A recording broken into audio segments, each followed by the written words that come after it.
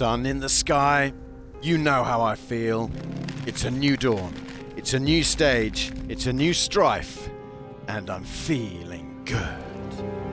Yesterday I got the good rhythm after the refueling. Let's see now these days if we can record some time of we've lost these days. Some musings there from Joan Barreda as he looked forward to the third stage, a long one, 733k and a semi-marathon. The mechanics only have 2 hours at the finish before the vehicles enter the bivouac and parc fermé.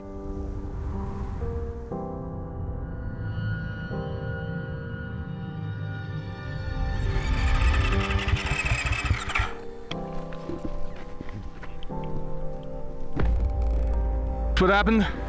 Yeah, I'm not really sure at the moment. Looks like something bad, but Engine?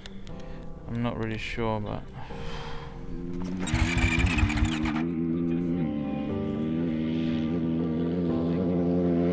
for now, I can't keep going.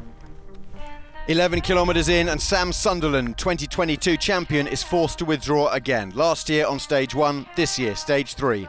It's been a bad week for Sunderland, beaten 3-0 in the Cup by local rivals Newcastle on Saturday, and now this. It looks like a few black cats have crossed his path, but we'll see you again next year, Sam. Kevin Benavides broke his femur in February, his wrist in August and his fibula last month. Whoa there, easy champ. I started really focused on my navigation because yesterday I had some problems. Yeah, I am happy with the pace and the speed. I think I did good work. After a difficult day yesterday, the reigning champion took an 8th victory today after Pablo Quintanilla was demoted.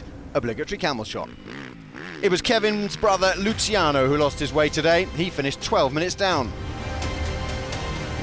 The first part, really tricky navigation. I got lost in one point and I lost some minutes, but yeah, it's like this, and now it's time to start again and do it better.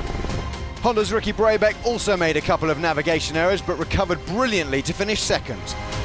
We rode, the best we could. It was a long day for sure, and yeah, here we are at the finish of day 3. I'm happy for this, and definitely happy to be starting stage 4. Boom. Nice one, Ricky.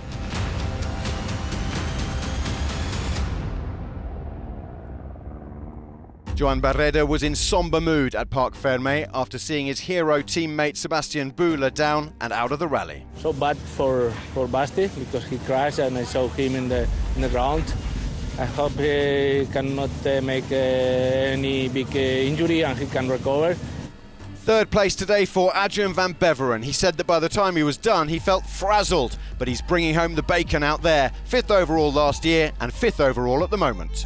Really tricky one, I would say, about navigation was a lot of navigation.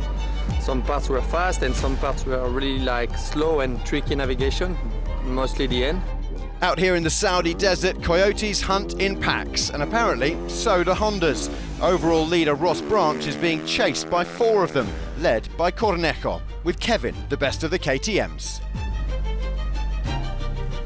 Onto 4 wheels now, and Alexandre Giroud, winner of the quads the past 2 years, is on his way back to form.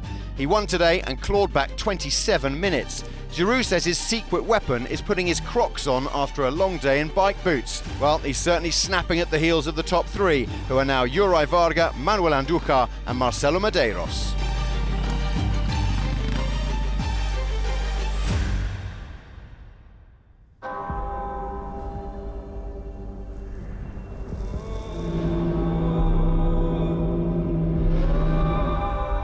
First dune test and my first dune with a car. Our chief lovers Dakar fans is dunes and speed. Our 2 chief loves are dunes and speed, and ruthless proficiency. Our 3, you get the idea. I couldn't really judge my speed, and I couldn't see over this, so I just slowed down a bit at the top, and then this is the beginning of the dune section, and we were already stuck, so not going so good. Sand is not just part of Rally Raid, it's part of the desert itself. And this is not just the Dakar, this is Saudi Arabia, one of the most welcoming and hospitable countries in which you could find yourself in need of help. When you come to a different country, you need to ask locals, of course. Our first dune. Whether horizontal, vertical, or even on your knees, this is what it's all about. We were quite happy that we are going nice and without problems. Well, it's Dakar. No power horse. We need a camel. Yeah, we need some camels. Czechs Holitzer and Engova are making their debut in a Citroën 2CV, i.e. 2 horsepower. It's a truly beautiful Dakar sight, but 2 camel power may have been more appropriate. 5, 4, 3, 2, 1. Al-Attiyah lies 5th overall, was 4th on the stage, finished on 3 wheels, only has 2 hours to work on the car, and is one disappointed driver tonight. We have a pretty much sorry for this. We decided there's a last day today, we decided a little bit damage in the left rear, but okay, we are here in the service, and now the mechanic fixed the cars, and I think we'll be okay, no problem. Seb Loeb picked up yet more punctures today. There must have been some colourful language in that pro drive. Putain! It was a complicated day. We had 3 punctures, but we finished the stage. We lost 25 minutes, but could be worse. We'll see. It could be worse, but it couldn't have been better for Lucas Moraes, last year's top rookie, today's top dog. Well, very happy. This has to go to my daughter, this great result, because it has been a tough week, but all good now.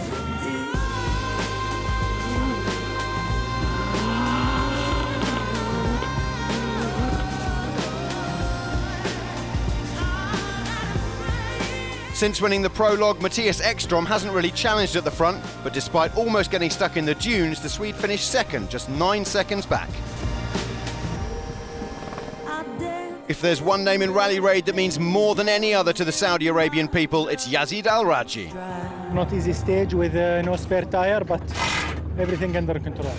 He's a real celebrity here, and his star is only going to keep rising. 3rd today, enough to take him to the lead of the Dakar for the first time. He and Carlos Sainz have an 8-minute lead on the chasing pack. Looking to make it 4 in a row and leading from kilometre 135, it was all under control again for the teenager Eric Gokchao. Until it wasn't. Suddenly, there was a glitch, and that glitch was Mitch, who proved he ain't nobody's bitch.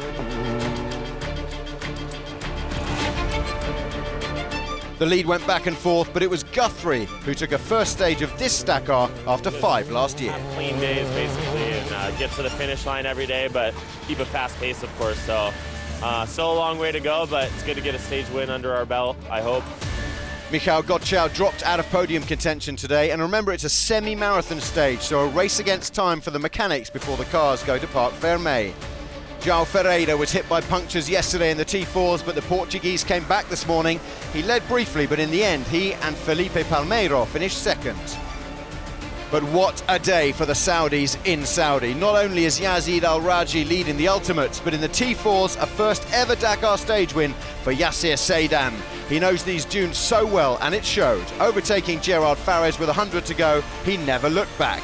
American rookie Sarah Price is enjoying herself. She's up to second. Like Gokchao in the Challengers, Janus van Kasteren was looking to make it 4 from 4 in the trucks. And just like Eric, he couldn't. The stage went to Alice Lopreich, who was the most consistent of the 3 front runners. The Czech in his truck, Lady Pragar, put 4.5 minutes into Maciek and just over 16 into Van Kasteren. He also snatched the overall lead, and the 3-way battle for victory is hotting up.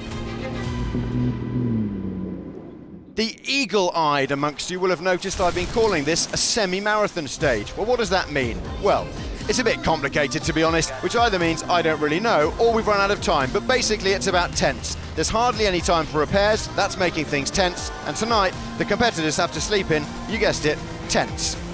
Ta-ta for now, see you tomorrow.